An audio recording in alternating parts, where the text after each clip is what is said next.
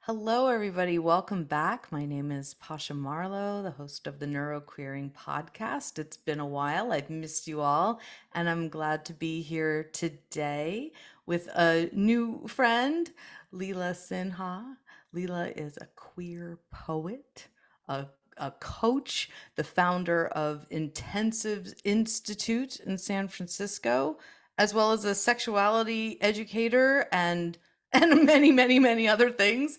And I'm just so thrilled that you are here today to have what I think is going to be, I'm going to guess, a fairly emotional conversation, a vulnerable one, a heart-centered one, which is my favorite kind. So welcome, Leela.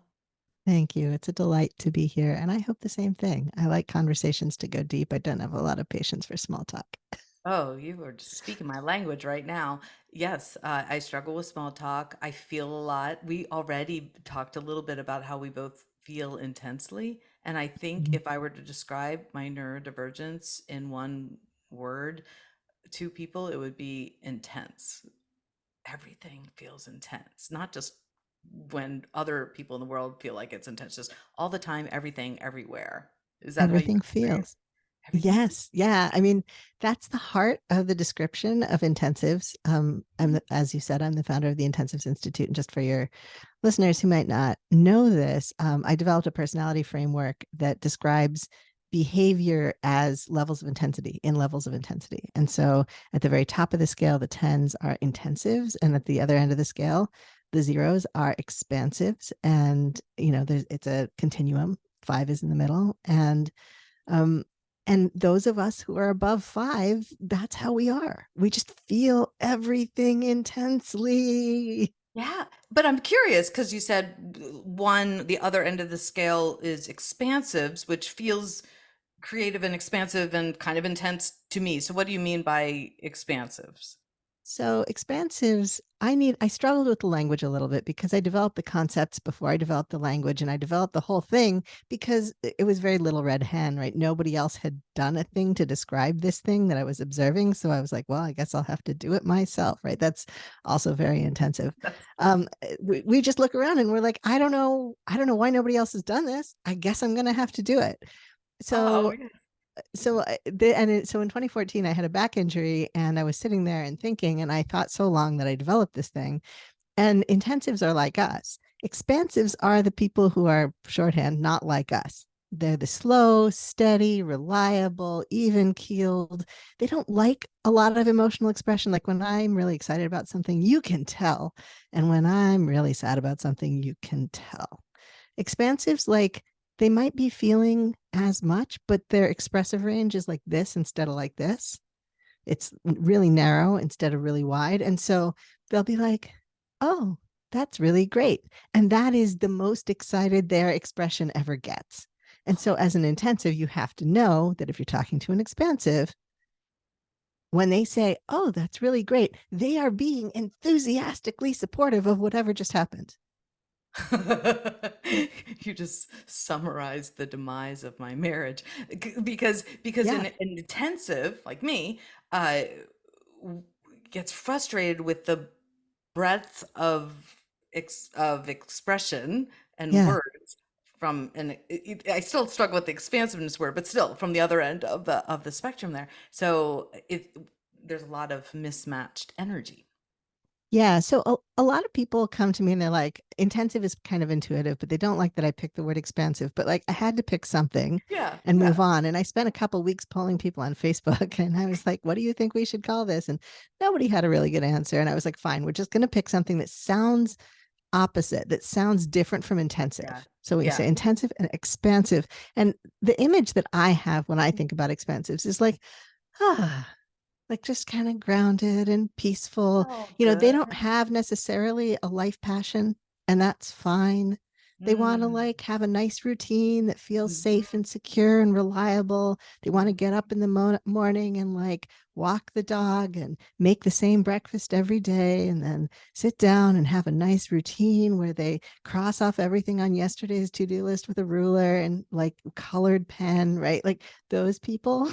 Interesting. It's almost like you're defining, because I think about things through the lens of neurodivergence, of course. Sure. Some of those aspects are more autistic aspects, and I'm ADHD and autistic. And then the other ones, the intense ones, feel a little bit more like the ADHD energy. So yeah, I'm just Yeah, thinking it's through really my interesting. lens. So I developed this in 2014. And of course, the conversations online about neurodivergence and specifically autism and ADHD exploded a couple of years later. Mm-hmm. So I started writing the book in 2014. By 2016, it was in my hands because that's how we roll. Yes. Fast. And and and I was laying out this framework that I deliberately moved. I saw that you did a brief episode on depathologizing, right? I deliberately moved around away from medical and deep and pathological models of understanding behavior, Mm-hmm. partially because that's not my field. Yeah. I am not a psychologist. I do not have a PhD in psychology or in sociology or in anything else that would qualify me to be able to talk in diagnostic language. Mm-hmm. So, but I also have found, as you say, some of the things I describe as inexpansives are more one or more the other. I myself am not ADHD, but I think I am autistic, self-diagnosed, Mm-hmm. and I am a 9 on my 10-point scale. Interesting. So to me, this is a slightly different Mm-hmm. thing. It's specifically descriptive, right? It Mm-hmm. specifically exists to describe rather than diagnose or tell us why. I don't care Mm-hmm. why. What I Right. care is how do you act and what will make your life better. I like it. I like it. It also brings in this idea of kind of intersecting identities, intersecting Mm-hmm. curiosities and personality traits, and it's really dynamic. I love it. I love it. I love that you did that. Very cool. And somehow I don't know which came first, the maybe it all happened at once. You wrote a book, you're a sexual educator, reverend, you're the founder, you're a poet. So currently, what is your focus? What do you love to focus on? Do you like using the term special interest? Is I that mean, you can appropriate? use this, that's fine. I My special interests don't move as fast as like my ADHD partner's special interests do. So I tend to get into things or come back to things that I've been into. Right now, I'm fortunate to be living in a house, so I'm rebuilding my wood shop. Um, and I have been really into historical costuming since the early part of the pandemic. And I always write poetry. Sometimes it's different, different forms, different times. But um, today I just posted my first. I've been posting TikToks, but I posted my first TikTok that was like deliberately juxtaposed chunks of video and a voiceover rather than just talking head. Um, and really, what's really important to me right now is still getting the word out about this intensive expansive framework because it makes people feel not broken in the same way that finding their diagnosis often does. It makes Mhm. people feel not broken for the first time. But more important Mhm. to me, Mhm. that thing you said about diagnosing your marriage, that happens all the time. All the time. People will be like, oh, I'm constantly in conflict with this other person. Mhm. And I don't even know why, but it's exhausting. Yeah. And I will listen to them talk for like 3 minutes and I'll be like, let me guess, the other person is like this. And they'll be like, how did you know? Have you been hiding in my closet and filming us? Get that a lot too. Are you in my And living room? Mhm. you're right. And I'll be like, no, this is just so common. Mhm. You are so not Mhm. alone Mhm. that I can tell you what the pattern is just by you telling me that you have a conflict and what your behavior is. Yes, yes, that is the beauty of human patterns, which I Yeah. love to witness as well. And sometimes when I'm working with clients, particularly couples, I'll see it far before they will because they're caught in the context and the details. And I'm stepping back and looking at the form and noticing, oh, when you push, she Mm-hmm. pulls. When speak quickly, she slows down, or whatever the paradoxes are there. But yeah, that's fascinating to look at the patterns of human interaction, and to bring in this new framework must be really fun. Yeah, and It interesting. is. I mean, as you know, it's really rewarding to see that sense of relief cross somebody's face. Yeah, yeah. it's like when a pattern makes sense or when a loop is closed or when all of a sudden there's a term or a label or an identity that somebody can kind of connect with. It gives us a sense of validity, validation, Mm-hmm. and clarity that wasn't there before. Uh, and already we've mentioned that we're intense, and you did already mention a bit in passing there the pandemic. And so before we started recording, we were talking about how, given the world is still suffering and probably always will, but there's tragedies upon tragedies upon tragedies, that we have to continue to find ways as intense people to continue working, but also take care of ourselves. Because I imagine I'm not alone in saying that my brain is foggy, my work feels useless, I'm not sleeping well, I'm Mm-hmm. quite distracted. I'm trying to absorb all that is going on in the world because I care and figure out what place I have to help, and then feeling not able to focus enough on whatever it was I was writing a keynote about, that all of a sudden doesn't feel like it matters at all. And I'm also taking a stand-up comedy class, and I wrote my instructor today. I'm like, "Are we still doing this show in a month?" And he said, "Yes, we need laughter now more than ever." And I read a post that you wrote not too long ago, or reposted perhaps, Mm-hmm. said, you know, that we need poetry now more than ever. We need laughter more now than ever. And I believe that it's just hard to produce it. It's hard to produce it right now. I Right. think for me, the laughter in the midst of trauma is different. Mm. If I'm going to laugh, it's going to be a rueful laugh. It's going to be that laugh of recognition. It's going to be the same thing that happens when someone has newly discovered that they have ADHD and someone posts a thing about like how they start 75 projects and don't even think about finishing any of them, and how collecting craft supplies is a different hobby from using craft supplies, right? And right, it's funny, It is. but it's like There's pain there. There's pain there's an behind the humor. aching there's an Mhm. aching laughter to it. And I think my experience, I am very multiply marginalized, and my experience of those identities overlapping, intersecting, and and even on their own, is that especially within those communities, we we laugh at the hard stuff. we Mhm. we laugh together at Mhm. how hard it is, at the pain points. We laugh because what else can we do? Yeah.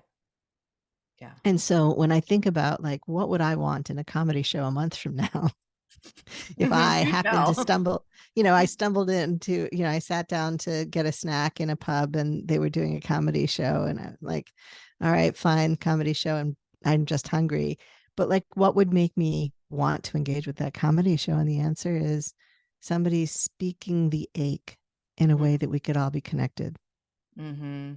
because it doesn't have to end in tears. It can end in laughter, but it's like, right? Like, Yeah. oh, you said it.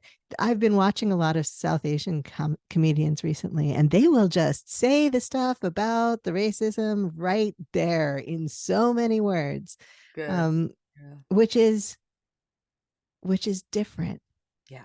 Yeah. And I could go on and on about why I think that that particular thing is happening with our particular people, but it's a very specific social kind of location that allows that to happen. And yet it's such a relief to hear somebody actually just say it in Mhm. public. And then the whole audience, even the white people, laugh, which means that they know.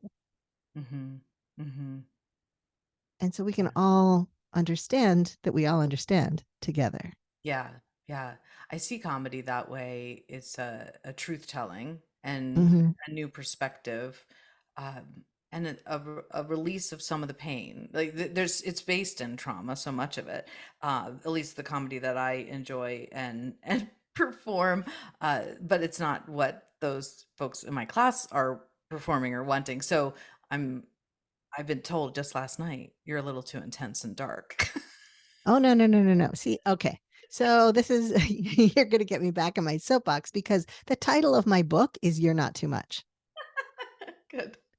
Yeah. Because the people who are that much, the people who are intense, the people who are intensives, we need that public reflection. We have been told, most of us, many of us, our entire lives, for generations sometimes, that that too muchness is hurting people, that it's damaging people, that it's causing harm, that our existence, our free existence, causes harm. Mm-hmm. Mm-hmm. And it is up to us, those of us who have the privilege to do so, to Mm-hmm. show up and show out so many times, so often, so everywhere, Mm-hmm. just like queerness, right? Mm-hmm. Mm-hmm. That we become normalized, that our way of being is normalized also. Mm-hmm. And that people learn to discern between you make me uncomfortable and you are harming me.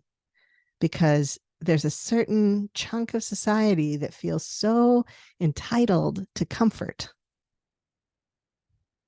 that they perceive anything that pushes them outside of comfort as harmful. Yes. Do you follow or read Alok's work? A-L-O-K. Yes. Yeah. Reminding me of a poem they wrote, or maybe it was a speech they gave about, Is there uh, really a difference when it comes to a look? I don't know, such beautiful work that people aren't so much fearful or angry at the trans community as much as it reflects their own loss of freedom and expansiveness in the way that I'm using it right now. And that and then it reflects their own weakness, and then that's so painful that it comes out as anger or hatred. I'm not saying there isn't also anger and hatred, but they were flipping it a little bit, and it was really intriguing. The most angry people, when I introduced the framework, the SIF, Sinha Intensive Expansive Framework, the most angry people are what I call squished intensives. Mm. You'd think it would be the expansives who have been taught by our culture all their lives that it's okay to be judgmental and condescending and have contempt for intensive people. Hmm. But it's not. Hmm. It is the intensives who have internalized that messaging to the point where they believe they cannot allow themselves to be themselves and are in so much pain about it. Hmm. I've had a couple of encounters with older women who had professional lives. And I think that all of those factors are relevant. Where I would introduce the framework, I would be like, this is how intensives are, this is how expansives are. And then the older woman is like, well, you can't just do that. Okay. That can't be the And framework, right? in Mhm. well, in the second case, it was she leaned across the table. It was a holiday dinner, and she leaned, and this was not my relative, it was my friend's relative. And she leaned across the table and she said, well, you can't just write a book like that. And I was like, I'm holding a print. I mean, I can though. Like I Let me did. guess. She wishes she could write a book like that and have her voice be heard. I don't know, but she's really intense. And I imagine she's been told over and over and over throughout her life in various ways that just Yes. doing what she wanted to do was not acceptable, that she had to pay her dues and jump through hoops and meet other people's standards. And here I am being like, oh, look, indie publishing has arrived on the scene. Guess what? I'm not going to trad publish because do you know how terrible I would be at going through that process? Mm, mm. And You do you know self. how much interest I would have lost in my book by the time I got it back for edits? Do you know how long it would take me to do edits if I had lost that much interest in my book? This is not going to happen if it doesn't happen my way. Yeah. So I'm going to hire an editor and I'm going to hire a cover artist, and we're just going to do the best we can. Yeah. And it might not be perfect, but I already know how much impact this work is going to have in the world. So my main goal is to get it out there. Hmm. I But she was imagine so that. angry. Yeah. I mean, I have to assume it was just reflecting back her own limiting beliefs I assume about so. herself.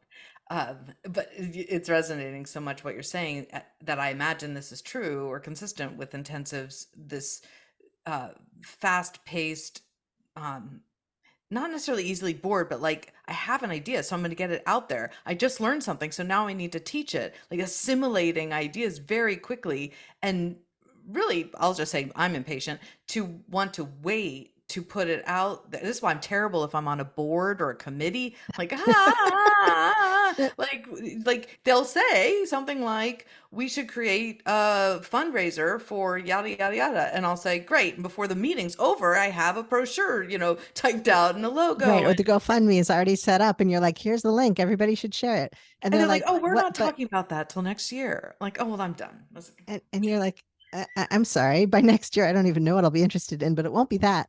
like, It, so I talk about intensives having what I call a phasic work cycle. We "Okay, work like hell and then we rest like the dead. We work like hell and we rest yes, like the dead. yes." And something that I don't mention very often, but that is true about that, is that we ideally need to be completing whatever we're working on within one phase. That's challenging sometimes to complete. So when we get to the rest like the dead part, if we're going to have to work on what is technically the same project, we need to reconceive the project as a fresh project. The next phase, each phase has to be a fresh project, and then it's fine because it's interesting. I'm laughing internally and externally right now because every time I sit down to write a keynote that I need to present at the end of November, it's a different keynote because I can't return Yeah. to it and have it be the same thing because it doesn't excite me. I've already learned a new thing between yesterday and today. So, how could this keynote not include this new marginalized identity information that I have now? How can this keynote You not got to talk? write it all at once. And this is why I'm not like this, but a lot of intensives write to deadline. They're like, I'm not even going to Oh, start until a week beforehand, or I'm not going to even start before, like, whatever that fixed period of time is. They want the phase that they're in to end yes. in presenting the keynote. Yes, yes.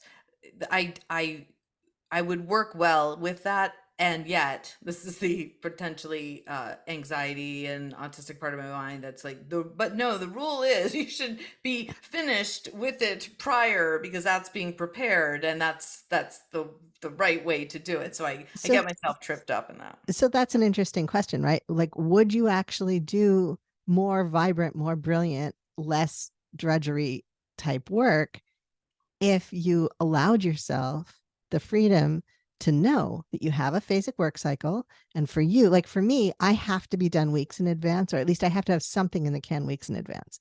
I have absolutely sat down Saturday night and rewritten my entire sermon because something happened in the world on Saturday that had to go in the sermon on Sunday. Like I absolutely have done that. But I prefer to have, if I'm writing a sermon, the sermon should be done by Wednesday for Sunday. I was trained professionally to be able to write essentially a short keynote in a week. That's what ministry is Mm, 3 week, at least in my denomination, 3 weeks out of 4, you got to produce a 20-minute talk that hmm. includes heart and feelings and data and pulls it all together and puts a bow on it. And it has to go Hmm. with a bunch of songs that were written probably a long time ago. Um, and the theme of the week and anything germane that's happening in the world. And, so it's a real exercise in learning to write. And it's slightly different from a keynote, but it's not as different as people think. Yeah, it sounds Um, very similar. Very but what similar. would it be like for you Hmm. to say, like, I know that I write best rolling right into the Hmm. presentation, right into the performance. So so maybe you need 3 days of buffer, but you Hmm. don't want, months in advance. So you just say, okay, I'm going to rest. I'm going to relax. I'm going to take in all this interesting information that is going to become part of the keynote because I know that that's part of my process too, is it has to go in and it has to compost. Hmm. I Hmm. can't grow anything good if I've got poor soil. So I'm Hmm. going to read books. I'm going to watch poets. I'm going to go to comedy shows. I'm going to whatever. One of my preaching professors once said to us as a class, he said, never let anyone tell you that anything you do is not ministry because it will end up in in a sermon eventually. So I what would like it be like to be like, I know it takes me about this long to write it.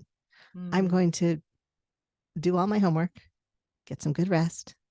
And Hmm. then when I know that it's time, I'm going to like just Go get die. up and do it. I'm going to draft Mhm. a verbal version. I'm going to draft a typed version. I'm going to print it all out. I'm going to smash it together. I'm going to pull it apart and then we're going to have a thing. You know what gets me when I imagine that? That sounds so good. And if it were in person, if it's not just a person, but I don't need to do the silly slide deck thing, I would be so about that. Working with urgency 3 days before, improvise Mhm. it, just speak to their hearts. But this place, like a lot of places, needs a slide deck, weeks in advance, which which locks me in. I'm not happy about it. I'm not How do happy. you want so then the question for me, so this is all very intensive. Like I'm like, okay, so how are we going to break this, right? How do you want to use the slide deck? Do you want it to just be pretty pictures? Do you want it to give people bullet points? What You certainly don't want the entire text of your speech up there, trust No, me. no. So so what what do you want the slide deck to do? How if it's a multimedia theater presentation, Yes. which is really what it is, Yes. not a talk. That sounds really fancy now. Right. It Right. is. I So then what do you want the slide deck to do? You don't have to have a slide for everything. right. I could just use the slide deck as visual stimulation to keep Yeah. people engaged in whatever it is I decide to say. Right. Or you could have blank slides because they probably want it so they can give it to their AV person, right? Whatever. That's what it So, but is. you could have it like have your title slide Yeah. and then have a blank slide while you give your introduction Yeah. and then have a slide that has like the three main bullet points and then that slide goes away. Right. Right. Keep it simple. And keep it vague. Yeah. Because you're probably going to do your best work if you know you can change things at the last minute, which you can't do if your slide deck is locking you in. So Yeah. this is all, so we're talking about a lot of stuff about intensives, right? The way that we Yes. need to have freedom, we need to be able to improvise at the last minute, but we also need to know that we've got something solid because integrity is really important to us. Absolutely. Absolutely. Yes. Speaking of integrity, is it common for intensives to become angry and intolerable when other people are not integrous? Like, is that within relationships a big Intolerable one? or intolerant? Intolerant, and well, probably intolerable. I might be projecting here my own behaviors. Yes, both. Yes, and Yes. Yes, because it seems really obvious. Anything that seems obvious to us, we're like, that should be obvious. We should be doing that. I don't understand why everybody isn't already on board. We can get very irritated very, very, very fast. hmm And part of what the framework does is it allows us to understand what the other people are doing and it allows them to understand what we're doing. It makes the behavior across that line more predictable. It hmm also makes intensive to intensive behavior more predictable. hmm So some of us are intensive in some ways, and some of us are, it expresses in different ways in different people. And so like maybe you have an intensive who is absolutely immovable when we're right a lot. We know we're right. We just do. Like that's just the way it is. And often people will tell us that we're wrong, and we're like, uh huh. And then we wait, and they're like, oh, and we're like, uh huh. And so we try to get along in society better by not driving that home very hard. But we often know that we're right. We often know that we could tell somebody how to do things in a more moral way, in a more efficient way, in a more whatever. We're very good systems thinkers. And so you might have somebody who's super rigid about that, but you might have somebody whose integrity, whose value system incorporates being nice to people. Hmm. Hmm. Nice versus kind, just people pleasing nice. Um, No, being kind. I think kind is a better word. Like we might have somebody who for them kindness, grace, Ah. forgiveness, like those are we don't deal in small feelings and we don't deal in like easy. hmm So you might have somebody who's like really rigid about following the rules. And then you might have somebody who's like compassion though. and and those two people might both be intensives, and so they have to understand what's going on between them in order to understand why they might be in conflict and to meet each other with more spaciousness and with more grace. hmm Okay. And do you notice correlations with other intersecting identities such as queerness, falling typically on one end of the intensity scale or the other, intensive scale?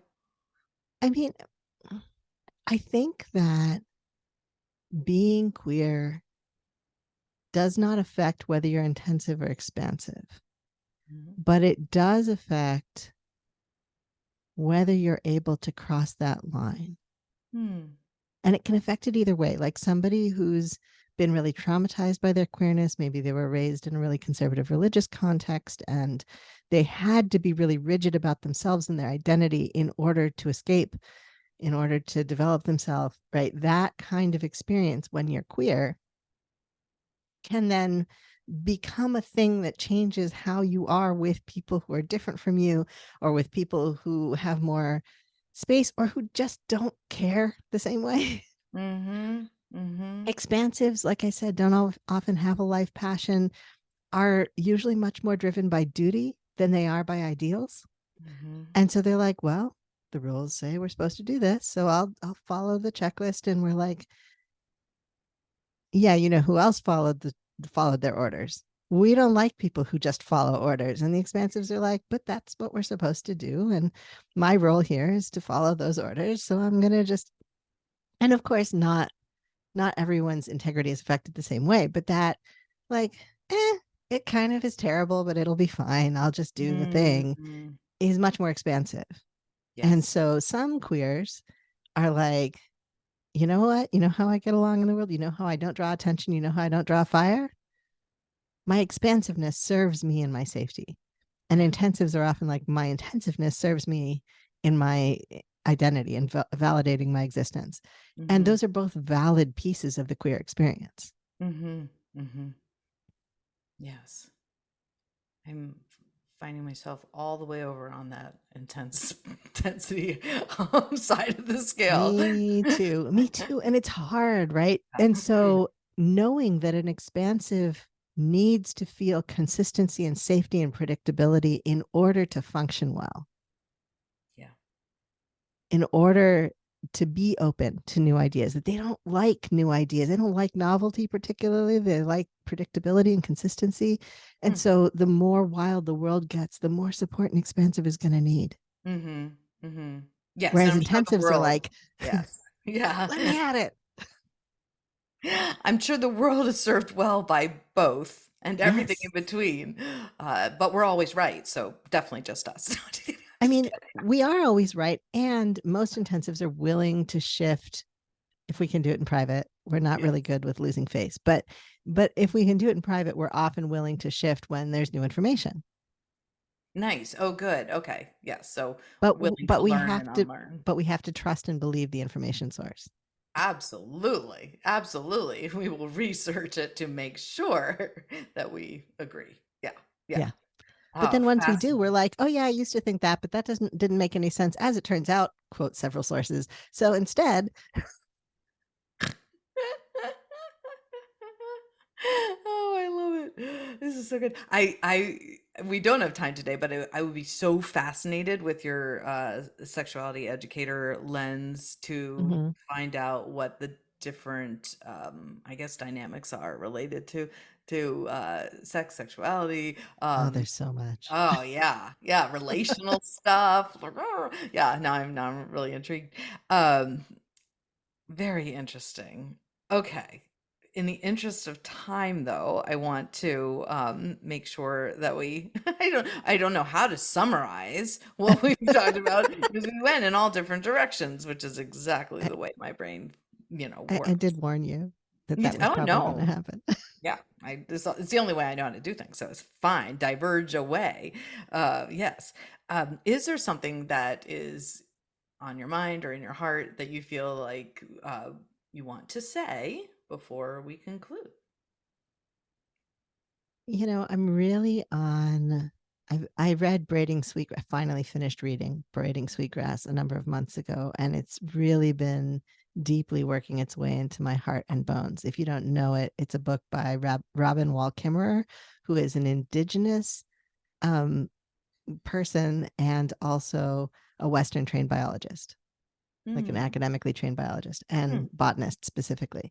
And so she talks about plants and animals in this integrated context. Hmm.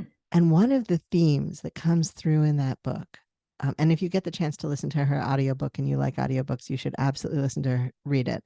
I usually blast through books and I would listen to one chapter and then digest it for a month, which is never how I read. No, that's fascinating too. It was Right, just because so it was so so rich. dense and deep. Wow. Interesting. And I really wanted it to affect me. I wanted it to Mm, become integrated into the way that I understood the world and into the mm, way that I behaved and thought on a deep level. And I just couldn't read it fast. mm. So I read it slowly. What a great testimonial that would be. Like the one book I decided to read slowly. It really is. Like I've blasted through everything else, including Rest is Resistance. Yeah. Yeah. But this book just I couldn't go fast. And she has this beautiful, poetic, soothing, and yet not sugar-coated approach to all of this. And the one of the through lines that really it's not really obvious on the surface, at least it wasn't to me, but it really emerged the more I sat with it, was this idea that we are interdependent, that we are in community with everyone and everything around us, and that is where I'm going to use a religious word here, but you can substitute a different one. That is where our salvation Hmm. is in this place. Like we look at the world, it's on fire. As intensives, we feel it even harder because, like you said, we feel everything big, Yeah. right? Yeah. And every time we wake up, there's another terrifying, horrifying news article. And and people are dying, like literally dying. People are like, oh, you don't have to feel urgent. I'm like, I feel urgent. People are dying. That feels urgent. I'm sorry. I don't want to feel like that's not urgent. Right.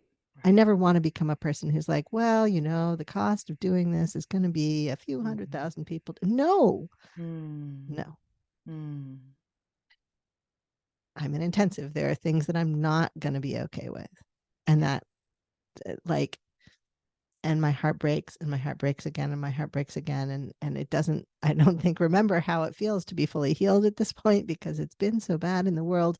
Yeah. And I keep looking for like, what can I do? Because like you said, I'm like, what does my work matter?